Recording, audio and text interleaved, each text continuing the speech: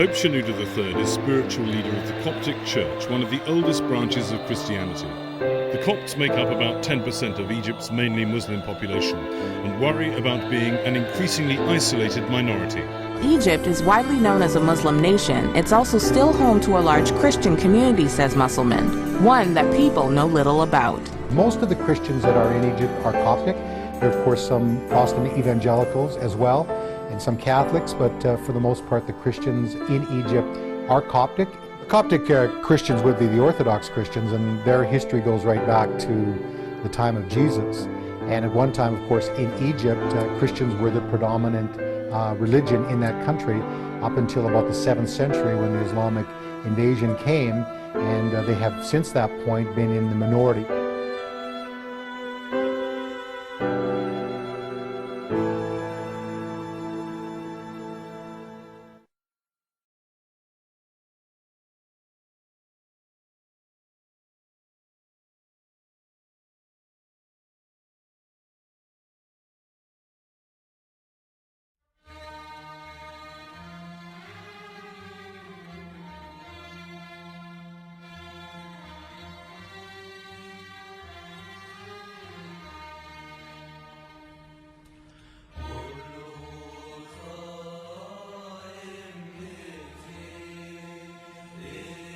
So these are pictures of Christians who have been attacked. It was on May.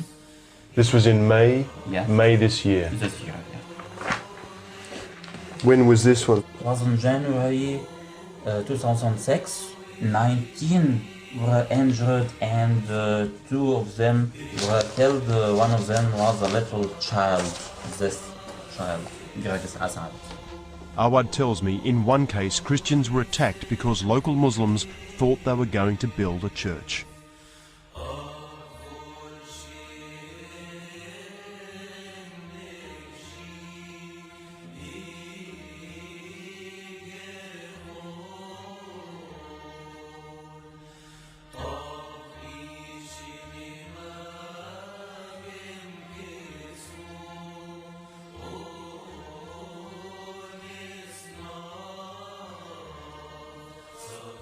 Town of Nag Hammadi, a group of Coptic Christians were leaving a worship service. They were celebrating the Coptic Christmas Eve. What they didn't know was that some of them would never celebrate Christmas again. As the crowd left, 3 men drove by and began shooting indiscriminately. When they were finished, 7 Copts and a Muslim guard were dead. 10 people were wounded. In the days that followed, there were riots and reports that both Christian and Muslim homes and businesses were set on fire. He says that although Christians and Muslims have lived in relative peace in Egypt, in recent decades, religiously motivated violence against the Christian minority has been escalating. We've seen it not only in Egypt, but in many countries where Christians are in the minority because they're treated as second-class citizens, and these are often used as a reason to attack the Christians. And while the Nag Hammadi shootings made international headlines, Musselman says often, when it comes to Christian persecution, unless many people are killed, it goes unnoticed and unreported.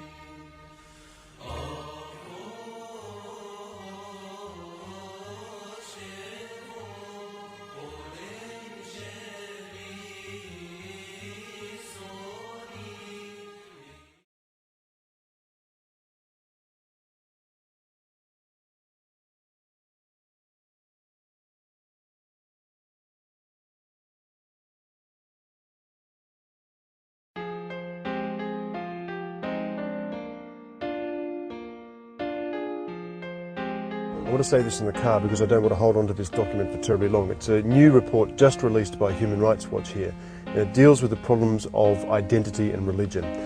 The state does not recognise conversions from Islam and refuses to allow civilians legally to change their religious affiliation or to change a Muslim name to a Christian name on their national ID cards.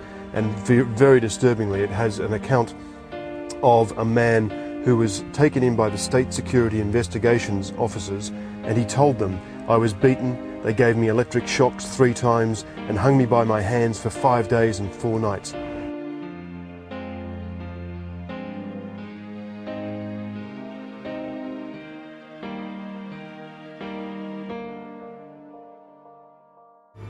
And while the Egyptian constitution states there is religious freedom, it's not quite what you'd think, he says. So if it was a Coptic wanting to become a Muslim, they're free to do that. But to go the other way, you can't do that. You can't leave Islam and join the Coptic church or the Baptist church or an evangelical church or Presbyterian church. It's not permitted in their society. All Egyptians, says Musselman, must carry identity cards which bear both the name and religion of the card holder, which can make them easy targets for discrimination. And that's how you differentiate between somebody who's a Muslim and a Christian. And if they do see the card says Christian, they can refuse them a job, they can refuse to serve them, they can not allow them to go into the university or college so they can further their education. And for Muslims who convert to Christianity, having their identity card changed is often difficult and dangerous, says Musselman.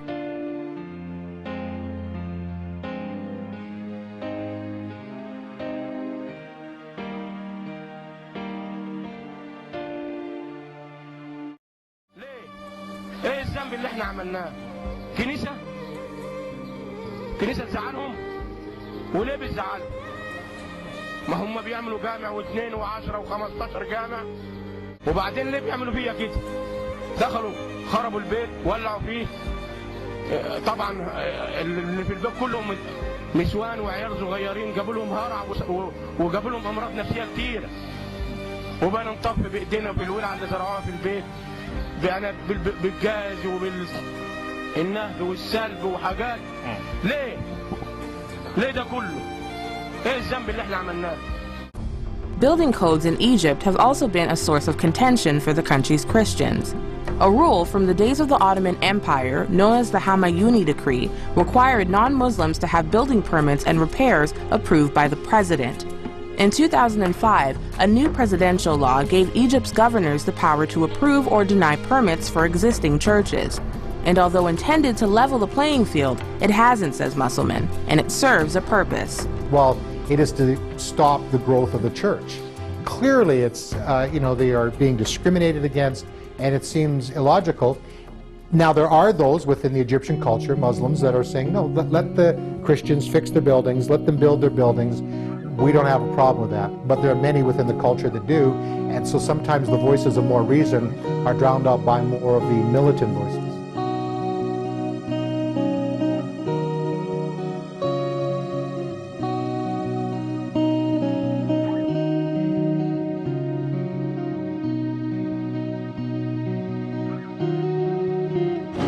He says the rise of extremism in Egypt is the reason behind the increase in religiously motivated attacks against Christians. Not all Muslims are fanatics. This is what I would like to stress. The trend of fanaticism or extremism started in the last 30 years.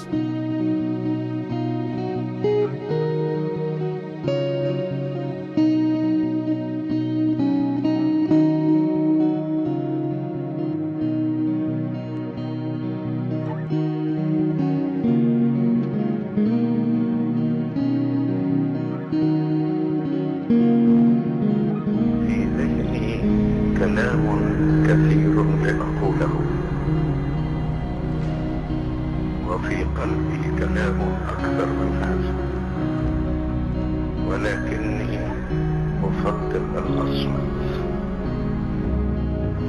لكي يتكلم الله يسمع هذا الصمت ويدرك كل معانيه وكل ما نعانيه